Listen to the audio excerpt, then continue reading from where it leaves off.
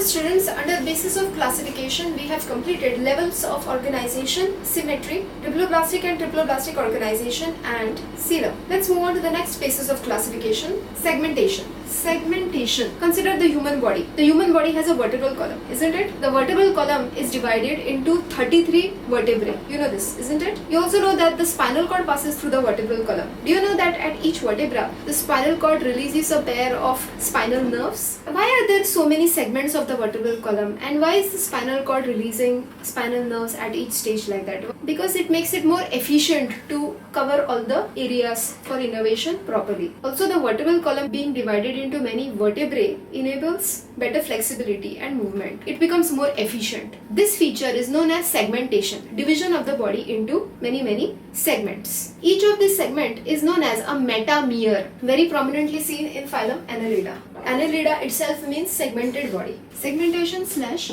metamerism. It is the characteristic feature of division of body into many segments. It is a higher feature not found in all the phyla. It is prominently found in only 3 phyla, that is Annelida, Arthropoda and Chordata. There is an organism in platyhelminths which is called a tapeworm, okay, a flatworm. In tapeworm, which is scientific name is Taenia, which appears like this. Okay, that is tapeworm. Normally that flatworms do not have a segmented body. As you can see, what I have shown over here is planaria. It does not have a segmented body. But there is one flatworm which is called as this tapeworm. Scientific name is Taenia. This is how it looks like. Externally, it will appear that it is having a segmented body. These repeated units, which are called as the proglottids, these are reproductive units, and they are present only externally.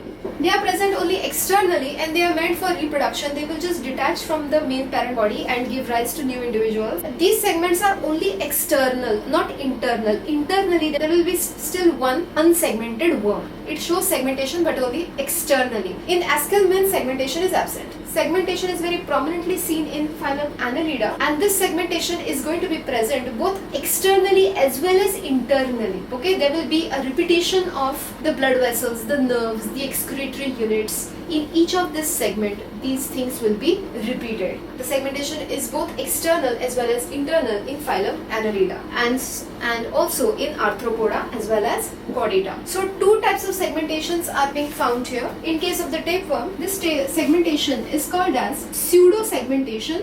Pseudo-segmentation will also be called as pseudo-metamerism. This segmentation is external only. In Annelida, Arthropoda and phylum Chordata, they have something called as true metamerism or true segmentation. True segmentation slash true metamerism found. Okay, and this segmentation is external plus internal. Do not confuse pseudo-segmentation with pseudo-coelom that Askelman's, and do not place this Taenia in Askelman's. Don't. Taenia is a flatworm and it shows pseudo-segmentation, and Askelman's show pseudo-coelom. Alright? So that was the 5th basis of classification, that is segmentation slash metamerism, on the basis of which Whittaker did this classification. Mahadev के नाम पे subscribe कर दें।